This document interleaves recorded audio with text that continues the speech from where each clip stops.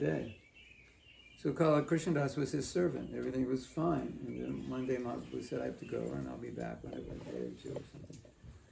And then some gypsies came. They must have been quite attractive or made some offer, like come with us and you'll live like Indra. I don't know. Maybe it's another book. There's no detail in Chaitanya Charitamrita, but you can imagine if you're with Mahaprabhu, it's going to take a lot to like allure you away. So there must have been some big offer, or they were like really beautiful, or both, like really. And so, look what happened. So you can be with Krishna. You could be looking at Krishna and be in Maya. That doesn't make sense. It's like you can be looking at Krishna and not thinking of it. It's possible, right? In that purport, one Prabhupada writes a statement, Maya is so powerful that unless you are determined, even the Supreme Personality of Godhead cannot give you protection. Yeah. That's such a beautiful statement. Unless you're determined, even the Supreme Personality of Godhead can't protect you. So, Krishna can say, come with me. He can give you 100 reasons to come with him. And you can say, no, I don't think so. You can. It's possible.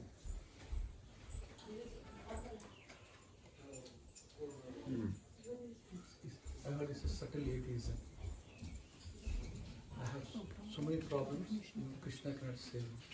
So now my problem becomes bigger than the Krishna. So it's a subtle atheism. Yeah, that's a good point. That's what the mind makes it. Yeah. So, here's the thing, ladies and gentlemen, as they say in Indigo Airlines, ladies and gentlemen, girls and boys. Namaskar.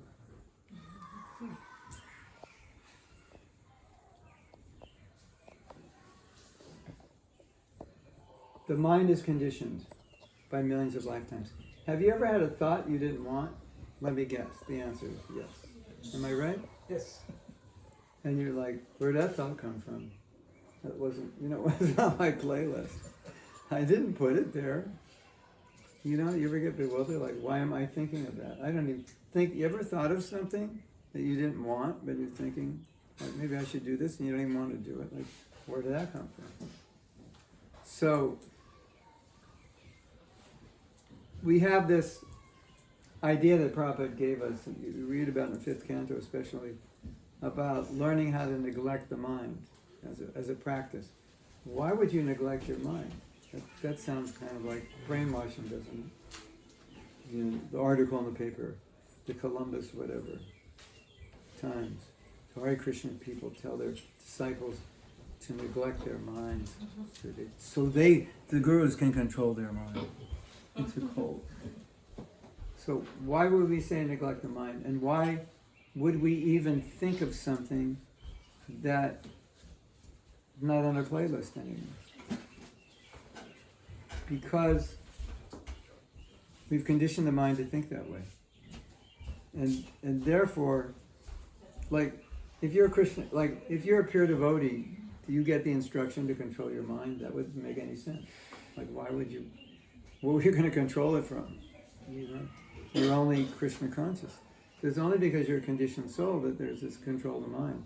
And all the things we train the mind to do, when you become a devotee, it continues to do it. Did you notice that when you try to become a devotee, that period where you really started taking it seriously and you thought, okay, I'm going to do this, it's going to be easy.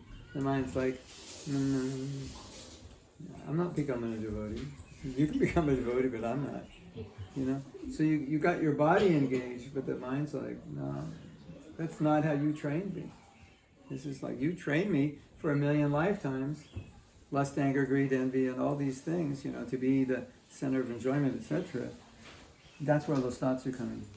We've trained it. And so what's interesting about that, do you ever get frustrated, with your thoughts? Well, the good news or the bad news, depending how you look at it, is you were the one who trained your mind to think that way. So all the mind is doing is just living out the training. But the problem is, the training you gave it was when you weren't a devotee. So it's not what you want as a devotee. You understand?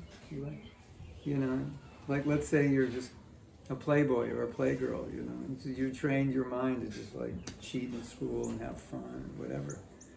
And now you want to get serious in life, it's hard because you're so habituated to just being a playboy. So it's like that. And so if you ever get frustrated, first thing is to think, I'm the one who trained my mind to do that. Now, here's something really important. Would you like to hear something really important? Yes. This is probably the most important thing I'm going to say. So if you want to go to sleep after I say this, it's fine. Just stay awake for this. There's a verse in the Bhagavatam where a devotee's describing like his crazy mind, and all his desires, and he can't control himself. And what's so strange, after he says, like, can't control my mind, blah, blah, blah, blah, blah, I have so many desires, and it's driving me crazy, and I'm in pain, and I don't know what to do. And then at the end of all that, he says, but I'm determined to never give up. It's like, that's like, if you have all that stuff, how could you be determined not to give? It's like, doesn't make sense, right? But what that verse demonstrates is that our will to go on is distinct from the mind. So the mind can think anything. The mind can think anything. But it doesn't have to affect our will to be Krishna conscious. So you get a thought, the thought's trying to take you away from Krishna, and internally, it's like whatever, it's not important. The problem is when those thoughts that take you away from Krishna, you give importance to them. That's where the problem is. Because if you don't give importance to them, it doesn't matter. You can have all these crazy thoughts, like whatever. I'm not doing that. I'm dedicating myself to Krishna thoughts. You can like whatever you want. I'm not paying attention. So we always say, you know, focus your mind, think of Krishna. But there's also another really important thing we don't talk a lot about is where are you putting your intention? Because you have 50,000 thoughts a day. So you have so many crazy thoughts, but that's not a problem. The problem is where your attention, like which thoughts are you putting your attention on? Not that one, not that one. I don't need that one. I'm going to be a devotee. These thoughts, like they're just disturbances. I don't give attention to them. So this devotee, basically that's what he's saying. It's like all these desires, I'm determined to be Krishna conscious. Whatever happens, I'm not giving energy to them. So it's when you give energy to thought, that's the trouble. So that's encouraging. And the foundational philosophy behind that is that because I'm above the mind, I can decide what I want to think of. You want to do something fun? Let's do something fun before you get bored from everything I'm saying. We're going to think of an elephant, and just close your eyes. This elephant is purple. So imagine a purple elephant. And he's wearing pink, 2 pairs, because he has 4 legs, pink Converse tennis shoes. And he's got a gold chain, a gold cross around his neck. He's got a pink New York Yankees hat. He's got a pink pair of Ray-Ban glasses, and he's swaying back and forth. You got it? Purple elephant, pink hat, pink shoes, gold chains, pink sun Ray-Bans, yeah. Okay. All right, you can open your eyes. So what did we just do? We made a decision to think of a purple elephant, which proves the point that we're above the mind because we can decide what goes in it. Doesn't always feel that way, but I just want to do this exercise to make it, to confirm it as a siddhanta, as a truth, because I could say it, but we just did it, so now you can't argue. I don't believe that. Well, you just did it. It doesn't matter if you don't believe it. You just did it. So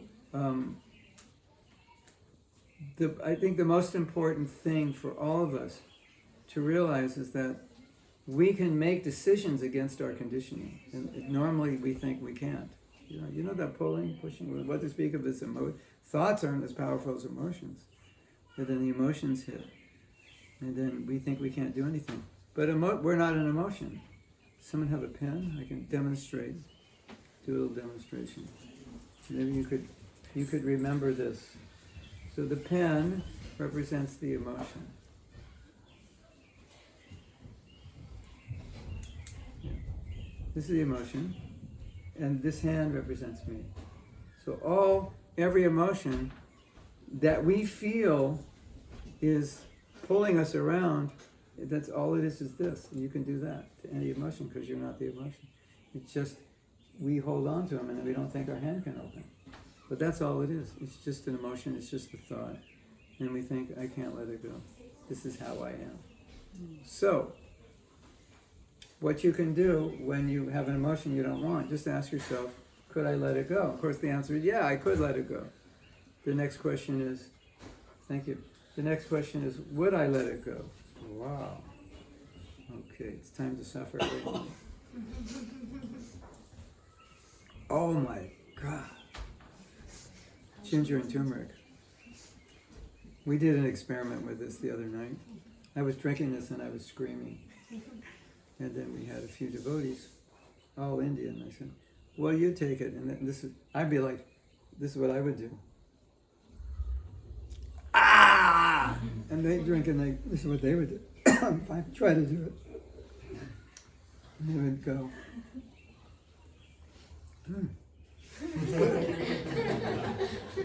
nice. It's not hot. No, it's not hot. Right, you were there. You tasted it? Oh.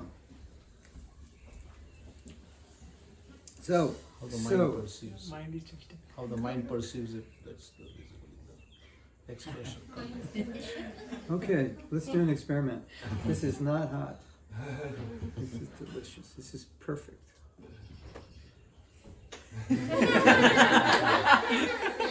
They do this thing where they put burning coals on the floor and you walk on them. You get your mind somewhere. I've never done it. And if you're in the wrong place, you get burnt. And if you're in the right place, you get a little burnt, but not much. Very refreshing, cool and refreshing.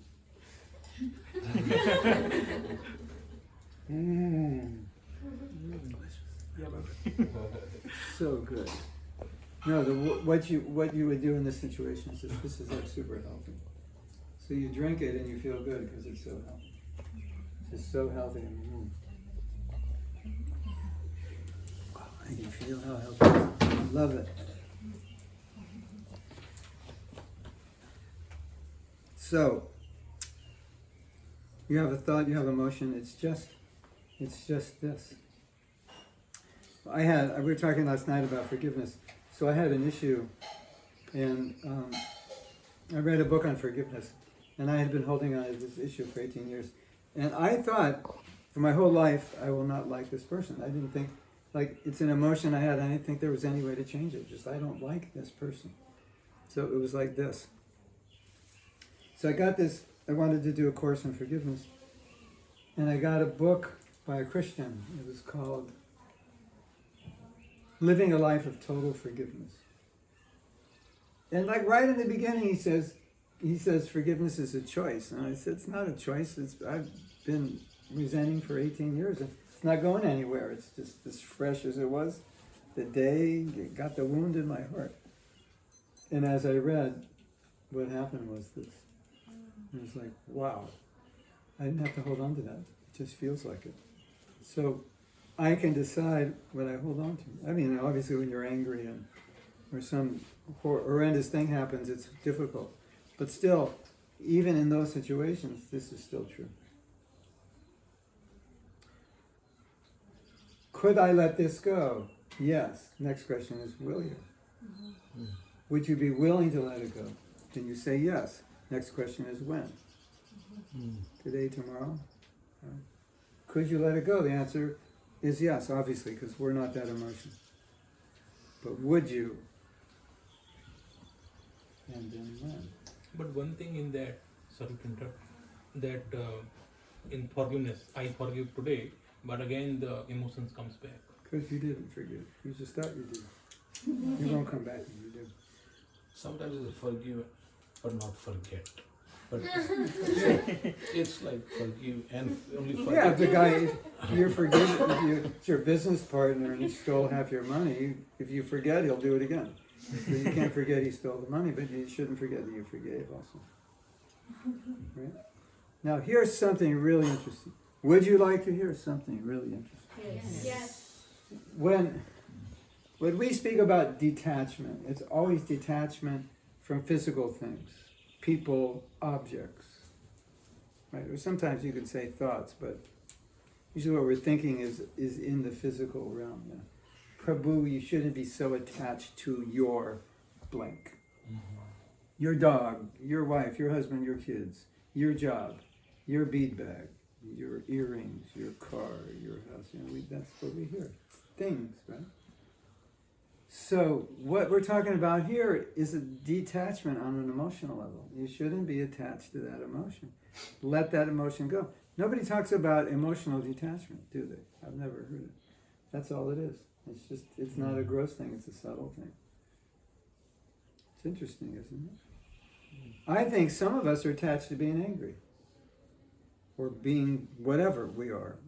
I think some of us are attached to toxic emotions. It's like our comfort zone.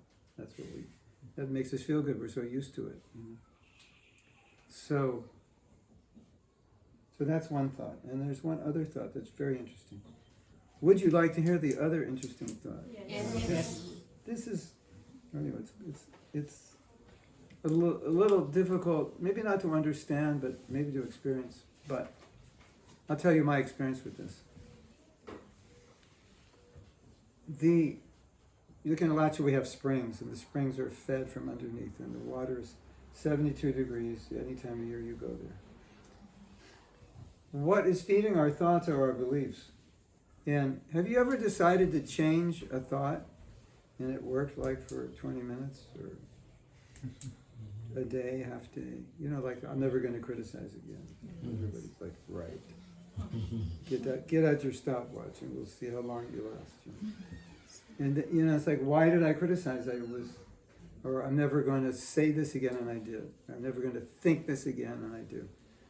It's because the spring of the belief is fostering that thought, and you have to alter the belief if you want to change the thought. And so anytime you're trying to change your thoughts, and it just keeps coming back, that old conditioned thought, it's connected to a belief that's fostering. And it won't change if the belief doesn't change. And you'll say, well, how do I know the belief? Well, look at the thought. You can kind of backtrack. It takes some time, but you could ask yourself a question. Okay, I am experiencing something, or I'm thinking something, or I'm acting in a certain way. Then ask the question, what would someone have to believe to act this way? If I'm always thinking like this, what would be the belief? And if you keep asking and trying to answer, you might have to answer 10 times or 20 times, but when you come up with the answer, you'll know, oh, that's the right answer. Why do I keep acting this way towards this person? Because they're of this caste, and I don't like that caste. That's probably why, right? If I'm honest enough. Because that was a belief that my mother impregnated into me, that this people from this part of India are like this. And I didn't even pay attention to it, but it's in there. And now I know, whenever I see people from that part of India, I'm like, right? I don't like you. You don't even know me. I don't know, I still like you. So, okay, you go home tonight. I'm going to what's the example? I'm going to like Gujaratis. I don't like Gujaratis. They make too much money. I don't like them. I'm going to like Gujaratis. And you've got all this programming, from your parents, we're better than Gujaratis. They're just interested in money, whatever. And you can't change the thought process. It doesn't work because your beliefs are fostering them. So that's something to consider. And then we don't talk about that a lot. So, control your mind. Of course we should. But I would say control your beliefs. Because if you can't change your thoughts, it's your beliefs, your values. It's subtle. Do you realize that you have beliefs you don't even know you have? But if you look at your thought process and go back, you'll start to understand the beliefs. And then it explains why I'm acting that way. Like last night, I was saying that when I became a hippie, my mother was like, "You're crazy," like rejected. And then it was like 10 times worse when I became a devotee. And then I got married, and when our son was married when I was 21, when our son was 1 year old. my wife went to visit her parents, and when she came back, she said the marriage is over, like out of the blue. And I picked her up at the airport, and she said, well, I'm not coming back here. My return ticket was here, but I bought a ticket to Los Angeles, so I'll see you later, and just walked off. So like major betrayal, right? So it's understandable, you know, if somebody betrays me, that I'll get upset, right? So if somebody's getting upset over people leaving them, what's the belief behind it? So and then you have to ask, well, what belief would be better? You know, how would I overcome that? How can I build trust back in people? I have to change that. That belief was, you know, you get beliefs through experience when things happen. You know that saying, once burned, twice shy. Something happens and there's a belief. You know? You do something. Just by doing things, beliefs develop. And most people don't even know what they believe. But if you look at the effect, then you can go back. So sometimes we believe it is true, and it is so ingrained in us due to our false ego that what I believe is true. So I'm holding on to that belief. I'm not willing to let go of that belief. So that's well, that's like you said, that's false ego. I am right is false ego. Okay, maybe you are right, but maybe you're not. It's the need to be right. That's the false ego, right? You know, the need to be right can also hurt a lot of people. So in my need to be right. And why do I need to be right? Maybe when I grew up, I was always told I was wrong. So I'm tired of that. Who knows? So these vasanas so deep-rooted for millions of lifetimes. Yeah. So when it comes to Krishna consciousness, like I said, we carry them. Yeah. We try to see the same lenses in the devotion side. It impacts a lot. It means a lot to undo them. We have no power. So I heard one definition, Chaitanya Charitamrita. No, you can undo them. I mean, Krishna will help us. He was saying like M-I-N-D, you know, M-I-N-D. M means magnifying the problems. I means imagining,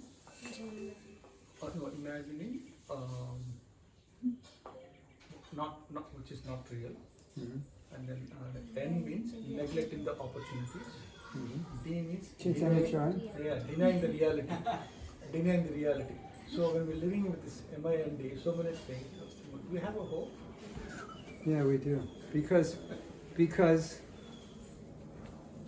you know, like if you look at Ayurveda, they've got a psychology section. And that psychology section's to help you understand the mind and how it works so that you can deal with it better. You know? So when you understand these things, like you understand something's happening to you, your conditioning is causing you to react a certain way, but you stand back and say, you know, I don't have to do that. I am not my conditioning. I can act differently if I want to, if I decide to. So, and how would I do it? And you have certain tools. Let me go. I'll take it to another level, which I think can help explain this.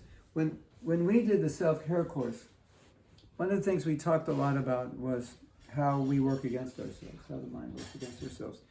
And so, of course, we know that, but we delineated like many, many ways the mind works against us that we don't normally talk about. Because in the context of self-care, you would never let your mind work against you because you care too much about yourself. So you would always, whatever is happening to you, which would cause your mind to harm you in any way, or even slight ways, you would have out of self-care, you would have conditioned yourself to avoid that. You would just know how to deal with it. And, you know, that's just my mind, and I don't want to go there. Like if somebody upsets you and you don't get upset, then people ask you, why didn't you get upset? And you say, what for? It's just, you know, if I value myself, why would I put my energy into that? Right? Put, you know, like they say, put good money into bad money. Why would I waste it? You know. So when there's self-care and you're treating yourself with compassion, then every situation that arises, you'll be self-nurturing and you'll understand how to deal with all that negativity of the mind. you'll see where it's coming from, and you'll do what you have to do to be able to control it. And you know, people go to therapy and they solve a lot of problems.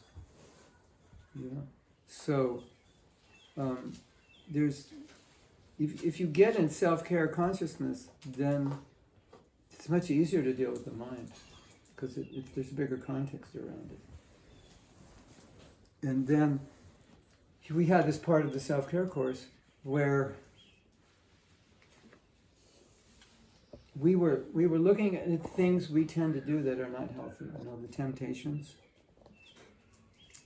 And so we had a little mantra. It said, I love myself too much to allow myself to do blank. And everybody filled in the blanks. And some people fill in 20 things.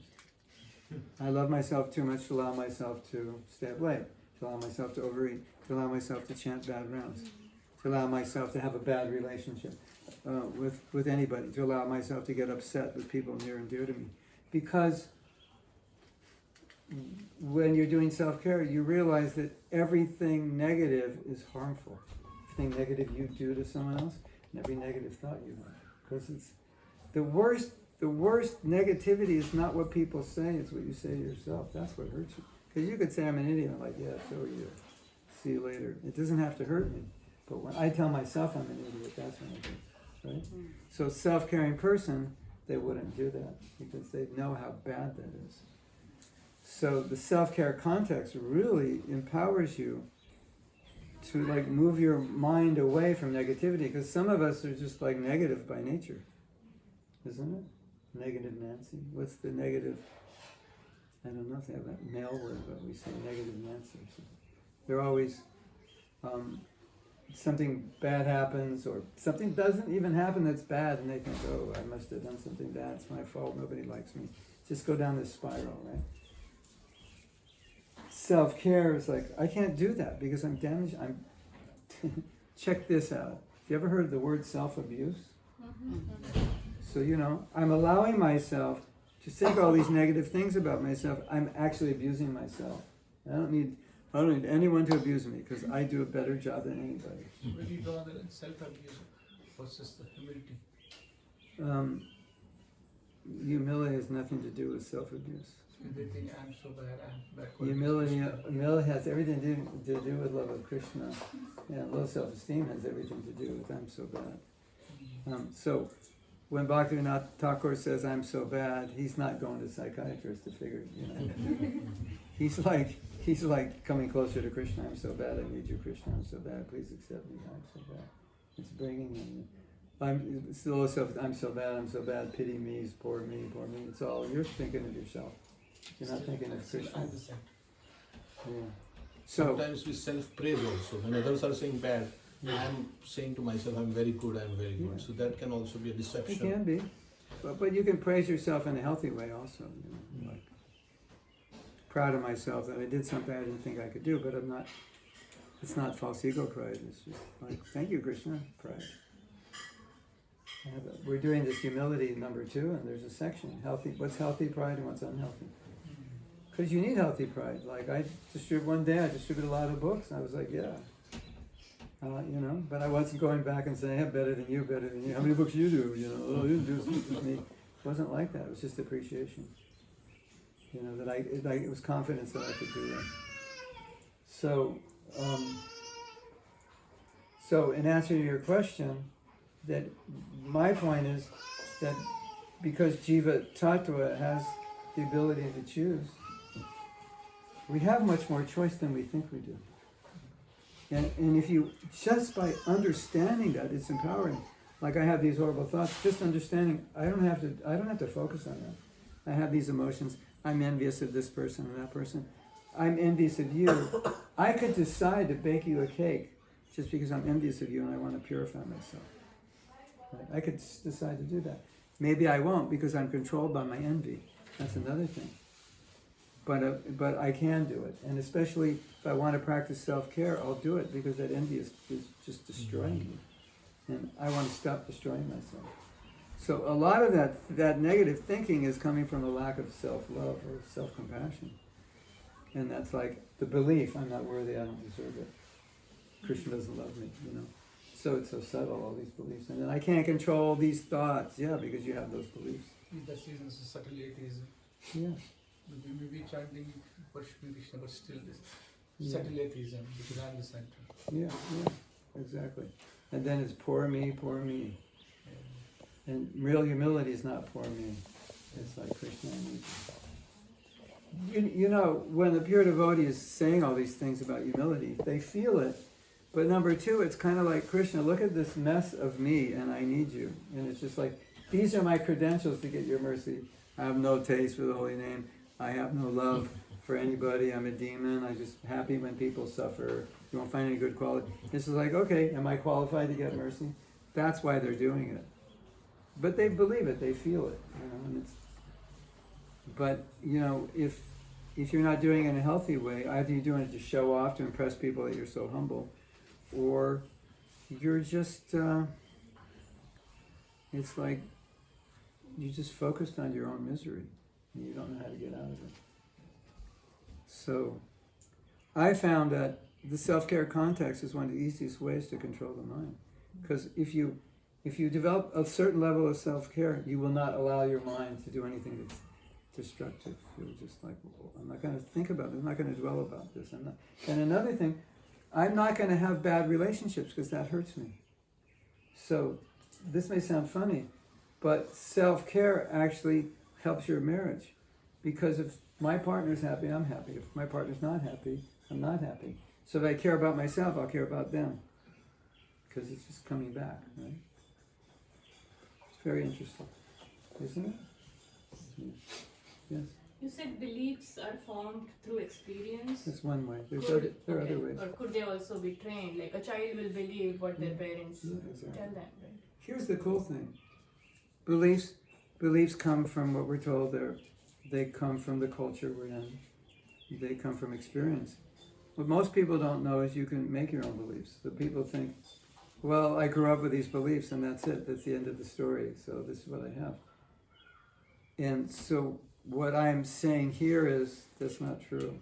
Because why would you want a belief that doesn't serve you? Just because your parents told you, or your culture believed that, and you see that, well, this is not good. So you see it's not good, you could change it. Not always easy, but you have to act against those beliefs. That's one of the ways you change it, you fake it. So that's interesting, isn't it? It's like, well, I have all these beliefs. I can trace back where I got them from. Experiences, culture, education, religious training. But what if they don't work for me? Then I need to change them. And most people don't. Then we're stuck. I can't control my mind is another way of saying I'm not changing my beliefs. Could be. Sometimes you hold because it gives you some happiness. So you're attached. It's bad, but it's, you know. Huh? Perverted happiness. Yes. Yeah. You know, if you know anything about hypnotherapy, it's just going into the subconscious and altering those beliefs. And you can, help people cure addictions and so many things. Is that bona fide, Prabhu? You know, Jayadvaita Swami told me, he said if he weren't a sannyasi, he would do it. He studied it, yeah. It's just like what you would do to change your beliefs, the therapist does it for you. Maybe easier and faster. Yeah, and it works, it can work with addictions. If you go to the previous life, Prabhu, is it really true? Is it possible? Previous life? Yeah, it's possible, but I don't know if it's necessary because you're just carrying over from the previous. So, you're reprogramming, like most people don't realize it's the subconscious that's creating this, mostly There's an organization affecting. called Reiki, some process. Yeah. I heard in my workplace, they go to the previous life participant, they undo these bad habits. Yeah, that's there also. relationships, and they bring it back. Past life regression. Yeah, that's there. Past life regression is a form of therapy. Yeah, Reiki, that's what they But it can mess you up because it can bring back those memories which you don't. You have to it's not even necessary if you can change those beliefs, if you can isolate them and change them. But sometimes, yeah. I have a disciple who just graduated like yesterday from her therapy training, so next year I'll be able to give you real life stories. people with. They can move to Columbus. She'd love to book sessions with her. She's ready to come. Sometimes don't we say Hare Krishna mantra is a therapeutic training when we hear the sounds, the spirits. This is the best therapy Yeah, for you could say that, but whenever, like some psychologists came to study devotees, and they would like, well, I'm doing a report on the Maha Mantra, like it calms you down, helps your psychology, and like that. And Prabhupada's like, no, this is a spiritual process. Obviously, it can do those things, but it's not its purpose. He didn't like that. It's not meant for that. Yeah. Well, I think he, you know the story. One devotee said, Prabhupada, all these temples in India, they have stories around the deities. You go see this deity and cure your mental illness. This one will give you money or whatever. I don't know all the stories. Can we have a story for Radha Rasa Bihari? Because more people will come. I said, no, they'll come for the wrong reason. So he, Maha Mantra, Mahaprabhu didn't give the Maha Mantra for therapeutic reasons, although that could be a byproduct, but Prabhupada didn't want to like it. Because then you attract people for the wrong reason. So, I think we could all say that. But, many people have traumas from last birth, this birth. And they've been chanting Hare Krishna for 40 years and they still have the trauma. And maybe some get rid of it, some don't. I don't know. I haven't studied. But I just know the ones that still have it. And this is really crazy, but their devotees have trauma from Sankirtan. Because back in, either you're really introverted and just like everybody's rejecting you and you go crazy. Or back in our time, we did things which weren't so straightforward. And, we weren't, it was just like we weren't always nice to people. And, we gave them books and everything. But we didn't deal with them nicely. And for some devotees, it's like, I can't do this. So, and I just talked to a godbrother. He said, I was traumatized by the things I did on Sankirtan because I wasn't straightforward and I'd flirt with the women so they'd give donations. He said, I can't do it anymore. It's like definitely traumatized. And he was chanting, japa every day, at least 16 rounds. So I think, if you have a problem, you got to deal with it. When people say, won't the chanting relieve all the problems? I just say, well, you don't have to ask that question because you would know. And if it has, you don't have to ask the question. If it hasn't, it's probably why you're asking the question. So your answer would be, no, it doesn't. Otherwise, you wouldn't ask the question. Because, and it, like I said, definitely maybe. For some people, yeah, and for other people, no. Depends on how well you're chanting and the nature of the problem. But the Maha Mantra wasn't. Mahaprabhu, there's no Shastra, this is Maha Mantra is a therapeutic process, although it might be a byproduct, for sure. Yeah, Prabhupada said you can chant Hare Krishna for millions of lifetimes, you can be where you are. If you don't know where you're chanting, it will not get you anywhere. It's good for increasing bile secretion. Whatever that means. It's in the Chaitanya Charitamrita, right? So, yeah. It's a really good point. If you attract people for the wrong reason, you'll attract all the wrong people. And then the next generation of leaders will be all people who don't understand bhakti because they never understood it. They weren't brought in to understand it properly. So, we have to be careful in how we bring people in, because if we bring them in a broad way, that's fine. But if they don't start to understand Siddhanta, and they become the next generation of leaders, then you got leaders who are like, they're not on the money, so to speak. Isn't that exactly differentiate Hare Krishna and the Christianity where they look for the supernatural things? Healing the people, healing the things, diseases. Oh, my almond. Like Prabhupada was asking, Thank you. can you show me a miracle? And then he pointed to his devotees and says, they were previously addicted to so many drugs and so many things, and they have now become pure-hearted. Yes. So this is the miracle. And that happened because of association with Prabhupada. Association. And that's the miracle he wanted to advertise. Yeah. Right?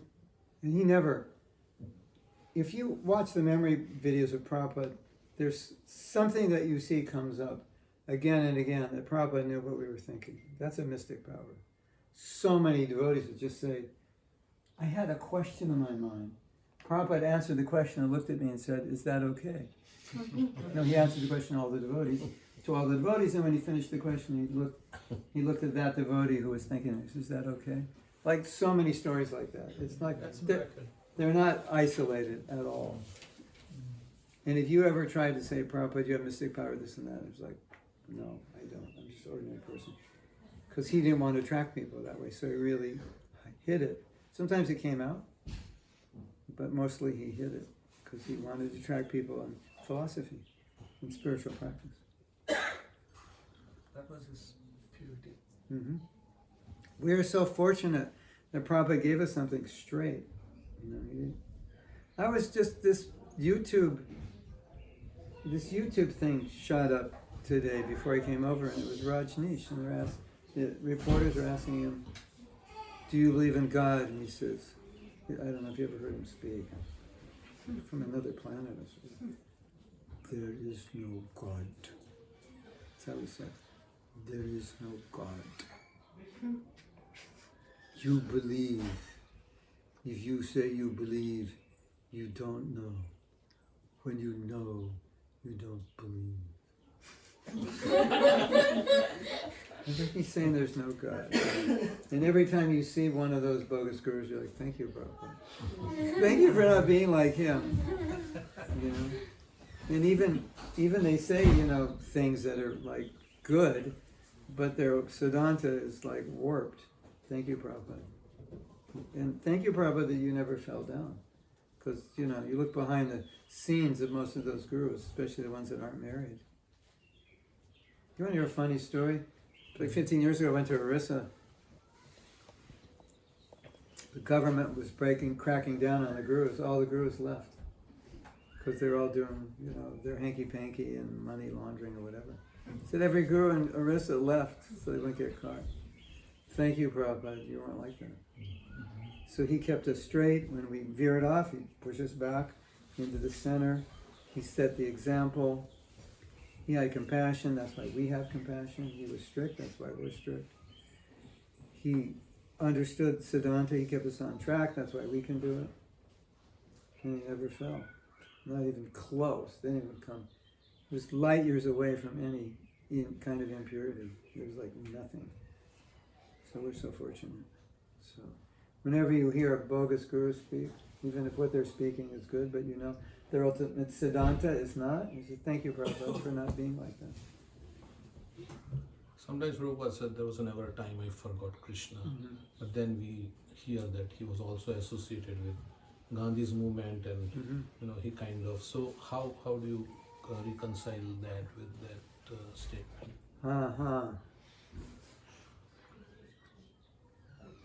Same way you try to reconcile all the pre-Krishna conscious activities of the Goswamis, Bhaktivinoda Thakur, and like that. You ultimately have to say it's Leela. But Prabhupada never said it was Leela. He just said, you know, he said, "My last life I was a doctor, and I did something." You know. So he always, maybe he just didn't want us to think of him as anything else. But maybe that's what Krishna wanted him to do, to go through those Leelas so he could teach us, you know, how to deal with it, be responsible, be Krishna conscious even in, you're working all day, you have 5 kids. It's difficult sometimes to understand. I heard one place, when Krishna does it, we do the normal things. Extraordinary person comes to ordinary things. When acharyas also do the same thing because it's relatable. So when he does, then I also hope, because he will like me. I have hope he's also doing like me. I can hope I can also. That's one of the reasons. Even Lord Chaitanya, he exhibit the devotional mood later, not in the beginning. He was angry, shouting at his wife. You know that? I was checking with Chaitanya, but when his wife left, he didn't even ask his mother, "Why are you crying?" As if somebody is dead. So the wife is dead. So what? And he walks away. Chaitanya Charitamrita is dead. But for him, she's non-different. So we have to explain, like, you know, acharyas, whatever that is perfect. He goes to river to play with his friends. That is that.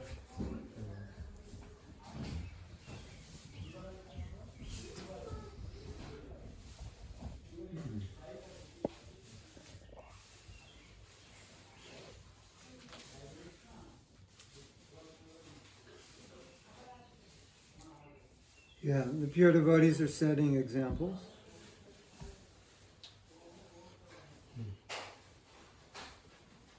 Anyone can be a pure devotee in any condition of life. No matter how they start, they can end up as pure devotees. I think Prabhupada's example, as you said, Prabhupada's example is, I never forgot Krishna. But Prabhupada's, everything he said is very real. It doesn't sound like he descended, although he told the devotee that he came down. At least that's the way the devotee understood it. But everything Prabhupada says, he never spoke of himself as someone who descended. He always spoke of himself as ordinary. My past life I did this. My Guru Maharaj chastised me. I should have listened to him when I was 26 and dropped everything. That was my mistake. All these things. There's one memory where he says that I didn't want to go to the material world, but Krishna told you go. Mm-hmm. And then he write the books, I will help you. Yeah. So that's from Bhavananda. Yeah. Which is interesting because otherwise you never hear, that was apparently privately, but you never hear Prabhupada saying anything like that.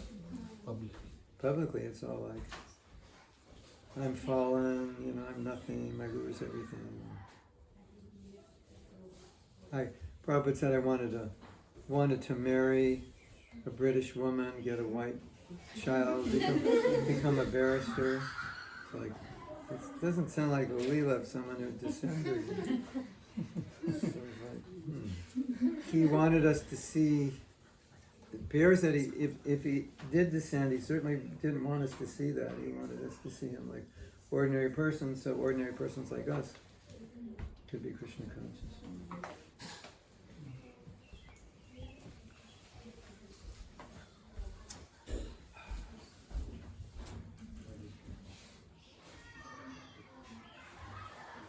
What's next? Any conclusion about the mind, Prabhu? Yeah. We go back to what Prabhupada said.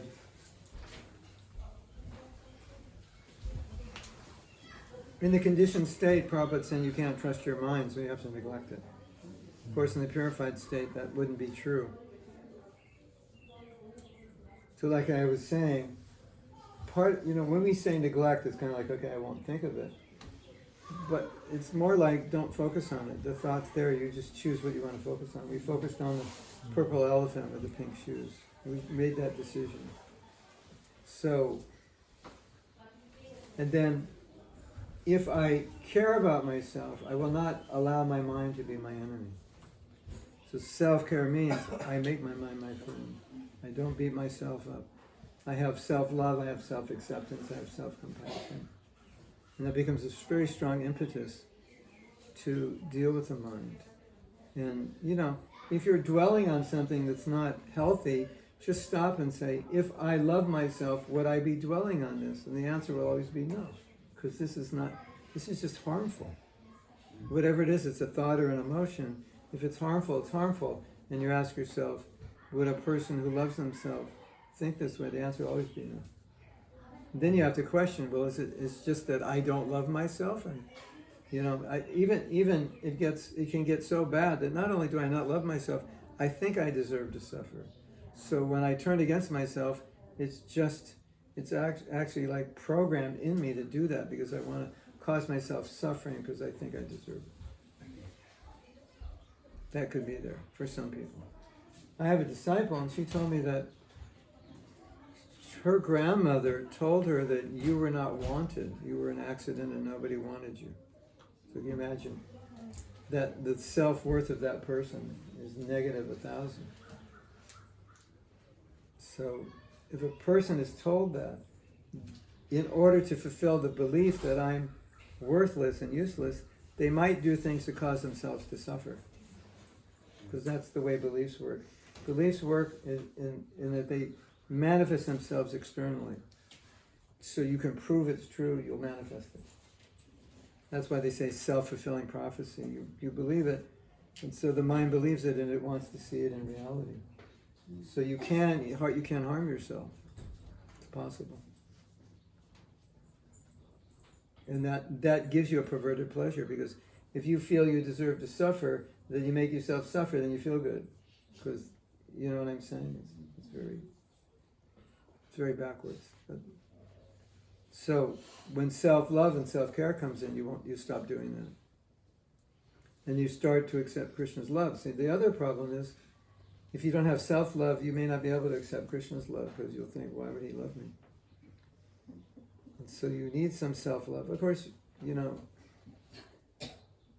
I think the worst thing for a devotee is to not believe that Krishna loves them, or to believe it but not accept it and feel, well, he loves everybody, but I'm not worthy of it, so I won't take it. And that's like, how do you think Krishna feels? He's giving you his love, and you're going, no, not me. I don't deserve it. He didn't say you don't deserve it. He gave you the love. Obviously, you deserve it if he gave it to you. So that's the mind. Like, the mind is the enemy. The highest, to me, the highest point of the mind is the enemy is when I think I'm not worthy of Krishna's love, or Krishna doesn't love me. Why would he? He couldn't. I'm so bad. Then your bhakti is finished, because the impetus to serve Krishna comes from reciprocation of his love. Well, why would you love him? He doesn't love you. Where are you going to get your impetus? You know, and you just get depressed, right? If you meditate on how much Krishna loves you, how much more will you want to serve him with love? Krishna, let me reciprocate you. Like, so many times when I chant, I'm just like, Krishna, I'm just chanting so I can develop love for you, because that's what you want. And so you want me to reciprocate with your love. So Hare Krishna, Hare Krishna. Can you give me some of that love? Because I'll just use it to give it back to you. And it's a beautiful way to chant. And you're feeling Krishna's love, and you just want to reciprocate. Because otherwise, a lot of times we're like, Krishna, give me, I'm so bad, so fallen, but give this to me so I can give it back to you. So I can be, you love me, it's the relationship's only working from your side, not from my side. So help me, give the other 50%. But if I don't feel his love, I won't even go there. That is really bad. Isn't it? And here's the point. Would you like to hear the point? Yes. Which solves this whole riddle. Krishna doesn't love you because of who you are. He loves you because of who he is. Yeah. That's the point. So that solves the why would he love me? Because that's what he does. It's not about you. It's about him. Even some guy falls in love with a girl and she's got low self-esteem. It's like, why would you love me? I'm all bad. It's not it's like, because I'm giving the love. It's not, I give love, so you're going to get it. That's so important. There's a Christian song that said, not because of what you've done, but because of who he is. Talking about Jesus' love. So, wow, perfect. But we say by works and by grace, right? They say it's only by grace. So it's something. By works is something that's dependent upon us. So we're pretty much further on the grace side than the work side, for sure. Because the grace, it's, of course, you have to do your sadhana and so on. But the grace, it starts from grace. Just as being part and parcel of Krishna, you're automatically loved. So you're automatically in. You got the membership. You're loved. Now you just have to. Part of the reciprocation of the works, part of the works is to reciprocate with the love. Just number one, to accept it and not doubt it. Thank you, Krishna. If you meditate that Krishna loves you, it's one of the most amazing meditations you could ever have. Like the Supreme Lord loves me. Like, why would he do that? But he does, and you just allow yourself to feel it and accept it. It's an amazing experience. And then your chanting will go through the roof, because you just want to reciprocate. So how can you have real bhakti, a real relationship, I'm trying to love Krishna, but I don't even believe he loves me. That's not a relationship. Maybe he'll love me when I'm good enough. You'll never be good enough, because you can't be good enough for his love. Like, there's no material qualification for it. So Mahaprabhu's movement, he just gives it. Amazing point. Yeah, it's very important. But That came from doing the self-care. Sometimes you know you're doing wrong, let's say, Yes. and then you still think that, yes, Krishna loves me, even though I'm doing wrong, and I can keep continuing doing wrong, I'm offending the Vaishnava, or whatever Yeah. it may be. But that's not self-care.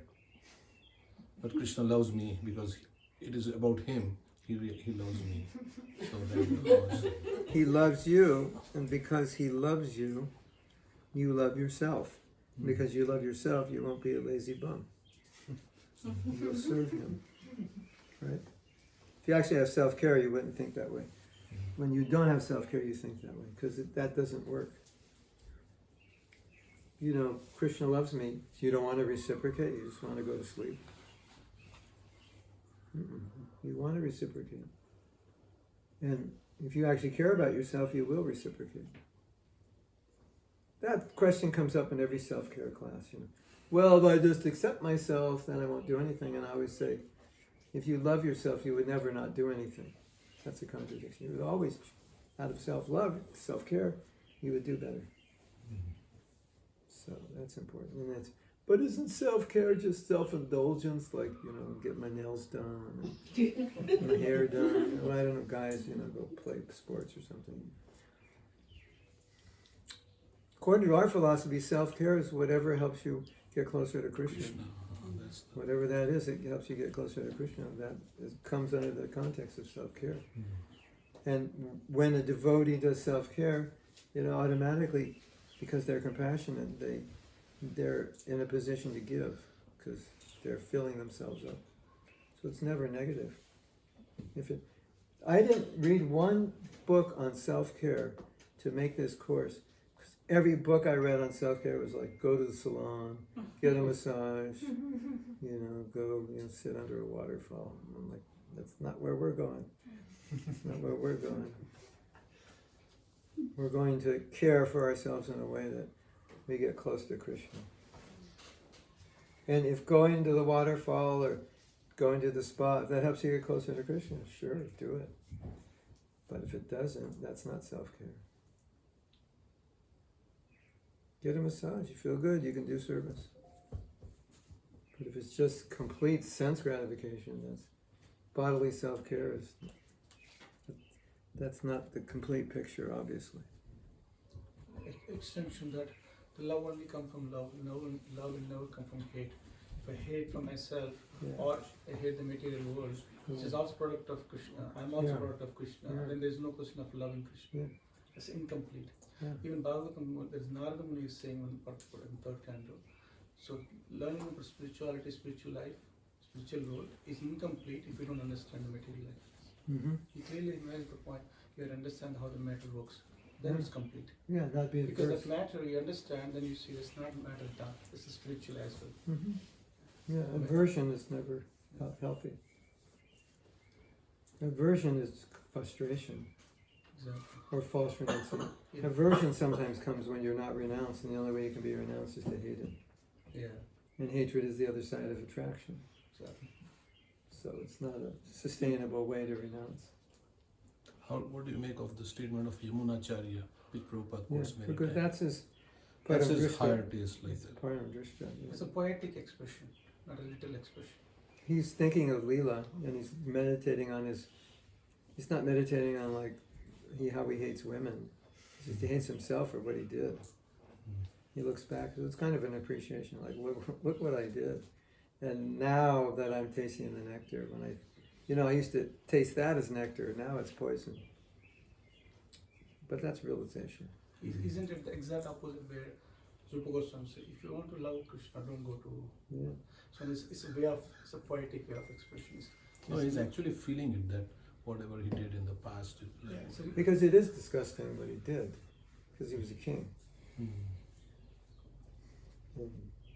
I mean, look at all your past sinful activities. If you think about it, it's disgusting. isn't it? Yes, ma'am. There's no doubt about it. I said there's no doubt about it. Yeah. Disgusting. But the problem is that I heard Krishna, I'm so fallen, I have so many bad qualities. But the good news is I don't want to be. Yeah, That's yeah, where I yeah. want to come to you. I need your help. Because if I remain like that, then there's no question of Krishna consciousness. You know, also, this what he's saying, you could do an exercise. Anything you're really attached to, think about it and curl your lips and go, yuck. Do what he did to it. Because in an immature state, if you want it detached, you know, you kind of have to look at it like, yuck, that's going to kill me if I do that. His was different. It was, you know, genuinely. I mean, do you ever do that? Just to like prevent yourself from giving in to something that would be bad for you? Just look at it in enough negativity that you... What I do, this is what I do. Maybe this falls more in line with what you're saying.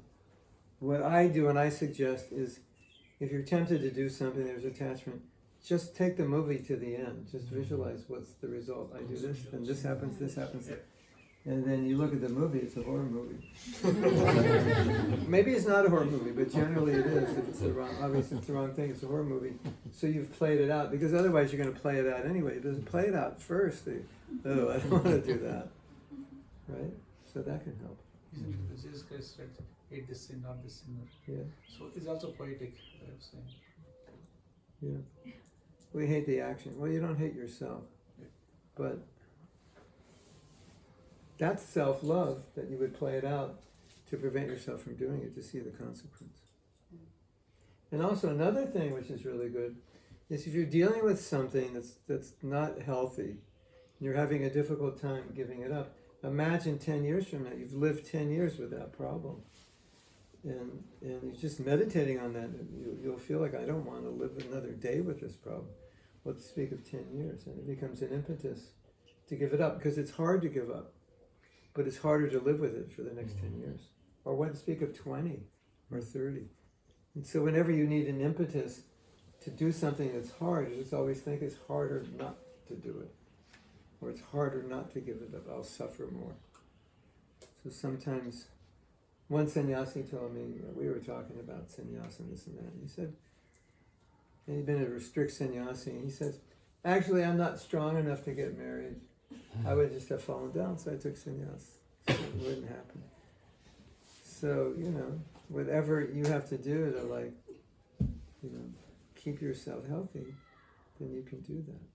So, the austerity of to him, the austerity of the sannyas life wouldn't have been for him personally as great as the austerity of grihastha life. So, you know, choose your poison. This is not so bad. And you have something difficult to do, choose your poison. It's going to be more difficult if you don't do it. Isn't it? So that can really help push you in thinking, yeah, how much longer do I want to go on holding on to this? This is causing me pain. And that's a way to deal with the mind. It's like you're talking it. I heard this psychologist said, it's more powerful when you talk to the mind and say you, not I. You were thinking this, you were doing this, because then it detaches you. You're not the mind you're talking to. Yeah, you know, mind, you're always doing this, so I don't want you to do this. Or, you know, you can do this. You've done it before, you've given this up before, you can give it up again. So, you know, it's like he said, it's more powerful. Like Govinda Das is talking to his mind. You know. Kind of the same way, you, my dear mind, so it's same third person type thing. Like Bhaktisiddhanta says, as soon as you get up, you chastise the mind. So Yeah. you are like this, you are like Yeah. that. So, Yeah. Manha Shiksha. Same thing. Instructing. Yeah. Hare Krishna. Yes. Yeah, question. Yeah. So, I was wondering, I had two questions actually. The first one was wondering, you said the first part of the letter that Prabhupada sent you back. Do you remember the rest of it? the whole point of everything is to become absorbed in thoughts of Krishna. And then he said, the way you think of Krishna is to always feel helpless. To feel that without Krishna's help, you can't do your service. And for me, as temple president, he said, for you specifically, you should think, if Krishna doesn't help you, the whole temple will fall apart, and everyone will leave. So If he said, anything goes wrong, it's your problem, right? yeah. Temple president. Yeah, well, it's a humility. So humility is helplessness. Helplessness is always Krishna help. So he said, if you're always in that state, you'll always think of Krishna. Humility is a feeling of 24/7 helplessness. But I they just- say pray as if everything depends on Krishna and do as if everything depends on I wrote a song today. Can I read it to you? It's like, yeah, where is it? Hold on. Feeling like a blade of grass is where I want to be, but pride keeps calling and I can't get free. I feel completely helpless. I'm so proud and weak. Still, I'm trying to be better. It's your help that I seek. Oh Krishna, please help me. Oh Krishna, set me free from the prison of my egos, so a real devotee I can be. Pride keeps taking over. It's the enemy inside, always searching for honor. Deep in my heart it resides. Please reveal to me why I keep this poison so near, why I resist feeling small, and why pride is so dear. Keeps me far away from the shelter of your feet and binds me in a cycle where birth and death repeat. Oh Krishna, so this is the mood of humility. It's like, totally, I can't do this. I'm totally helpless. Pride is not going to be around, whatever it is. You could change pride to something else. Please help me, oh Krishna, set me free from the prison of my ego, so a real devotee I can be. So that's the idea. That's humility. And that's basically what Prabhupada was saying. He didn't use the word humility. He said, depend on Krishna, feel that you're unqualified, and you'll be. And he said, don't do less service. That's not this. Doing less service is not the solution. It was a dichotomy. It's a false dichotomy. Less service, more remembrance. But he said, depend on Krishna. You know, if you're temple president, you're always going, oh, Krishna, help. You know, you guys are going to be doing a lot of that. You probably already are with that new temple. You know. So, Yeah, the part two. second question is because we're talking about the ability to say like no essentially with the mind, but we also see not just in like the broader context of the Vedic scriptures, but even in, because you know, even in our own tradition directly there's varnashram dharma, and then there's the grahastha ashram, all these different things to help individuals, because in a sense like Certain natures. utilize that and deal with that, but it's, Social support. yeah, but And individual nature. do you, Well, I think I know where you're going, but let me just tell you a story Okay. and see if this makes sense to you. I was in Vrindavan in the late 90s, and I was teaching there, and they had a program where one of the leaders had disciples who were heavily invested in the stock market in Russia. So he had enough money to support the teachers, and the teachers would just say how much they needed to live, and he would give it. It wasn't much. We're living in India. And then it ended. And then when we were in India, we'd come back for the summer, and we would buy some things in India, like tulsi beads and incense and kavachas and like that, and we would just go out and sell them at colleges and whatever. And then the money stopped. And then, so we had to turn that into a business, you know, like importing and selling things.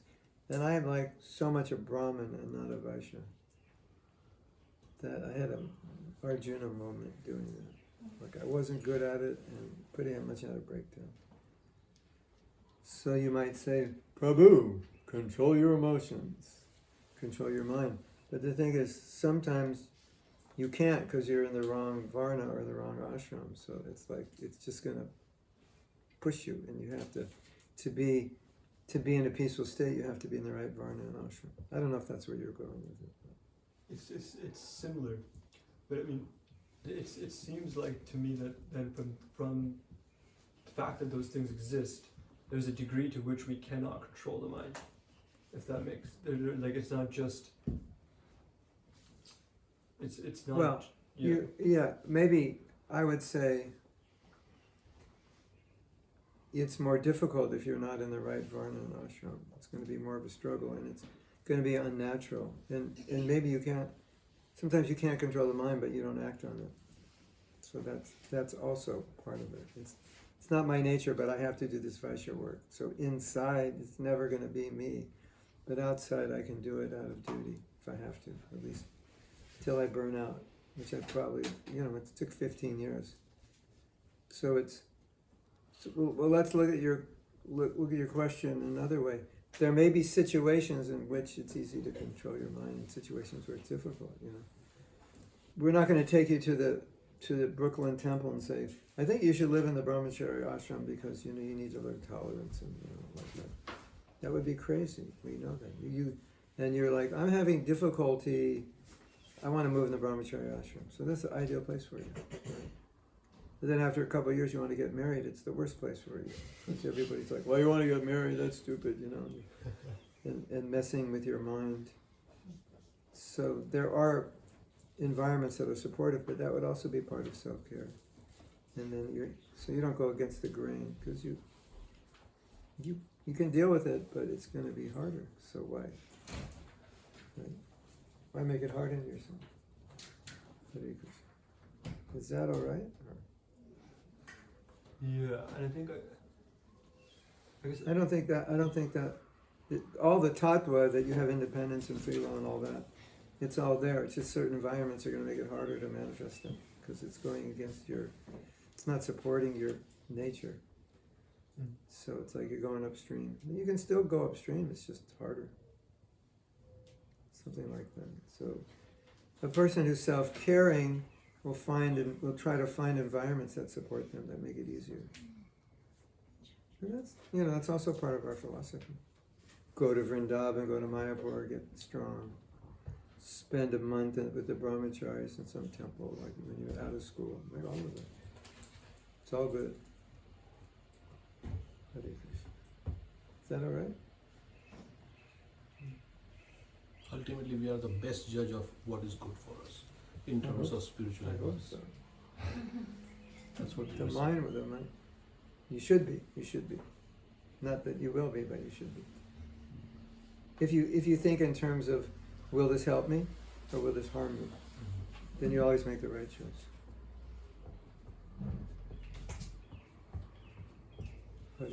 Yes. When we get criticized, not all criticism about us are correct, but some are. So how to maintain self-care and also work towards them? Because sometimes minds make you feel miserable about what you're doing. Well, couple things you could do.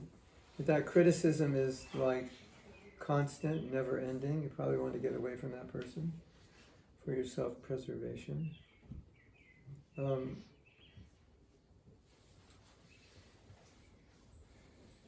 can tell you what I do. I think we were talking about it the other night, but I kind of see it like critical people will criticize anyone who walks in front of them, and I just have to been walking in front of them that day or this life or whatever. So it's like, but I would also, I get criticized so much. But one person just told me that I can't go back to Godhead because I don't read Prabhupada's original books. I get all kinds of stuff. So some of that criticism you just can't take seriously because you know that person, that's what they do. They're like a criticism machine.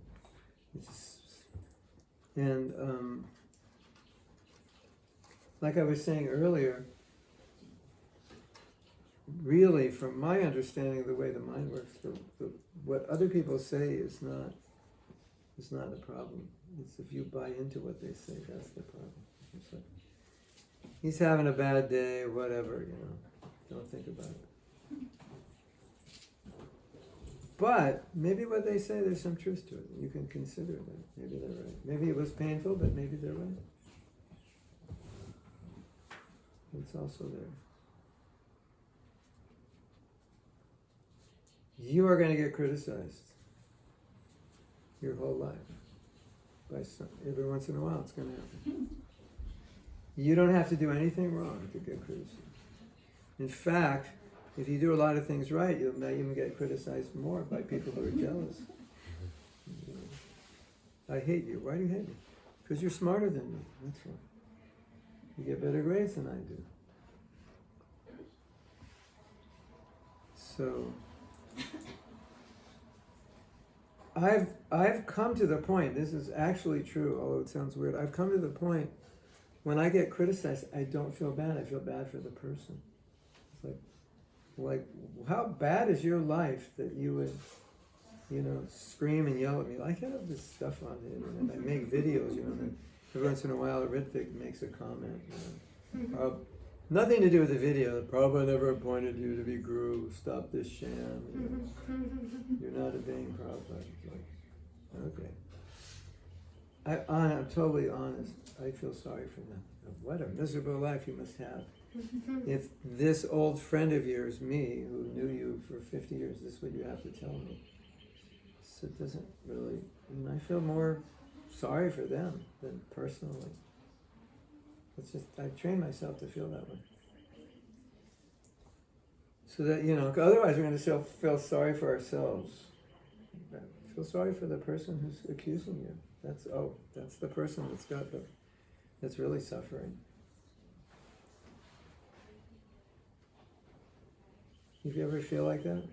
You ever see some things people say and you can't figure out why anybody would say that? They don't even know me. They're saying this.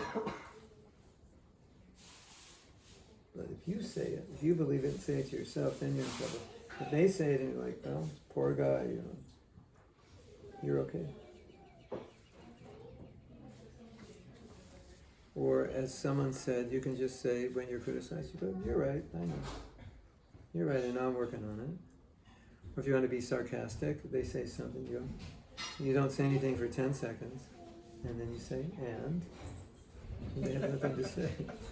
Like, why did you say that? After 10 seconds, they're a little bit worried because you're not upset.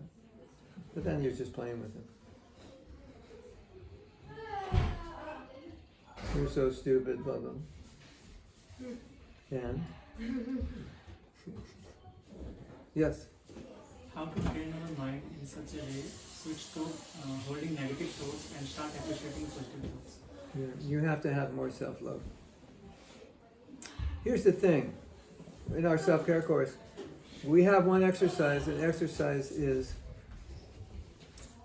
how do you treat other people? And so you write down how you treat them, or there's a list and you check the box of how you treat people.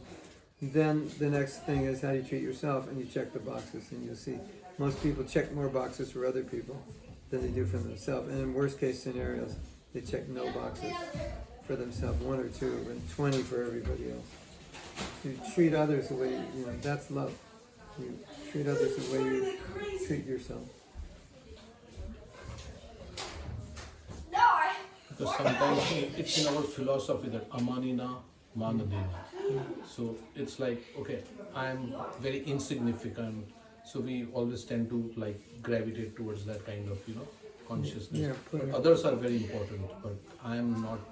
So that's why probably that self-care. I'm not important, but taking care of myself. Mm-hmm.